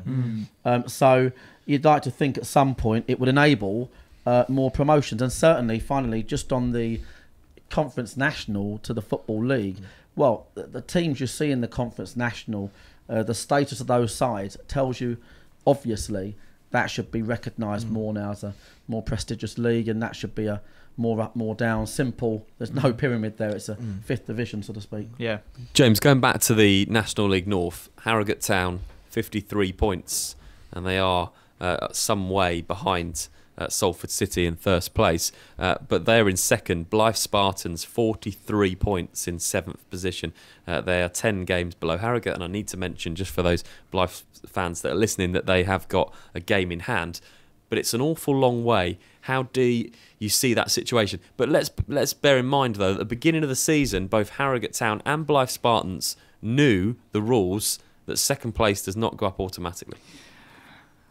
That's a tough one. That's a tough one to try and crack, really. And this brings up the flaws in the current system with teams going up, as Mark has mentioned. Really, it is very much what you see is what you get towards the end of the season, and it's unfortunate that you could have a team like Blythe Spartans, if the season was to finish now, that they have the points that they've amassed, but yet they could easily be promoted alongside Salford City. It is that momentum going into a pivotal time in the season, such as a playoff period, which will take you forward, like Faversham Town were in that case with Dorking. They might have not been the best side to play alongside in that particular time or manner, but because they had that momentum going forward, the luck on their side, that they were able to get themselves promoted. So it does show up the flaws in the promotion process. Final point on this: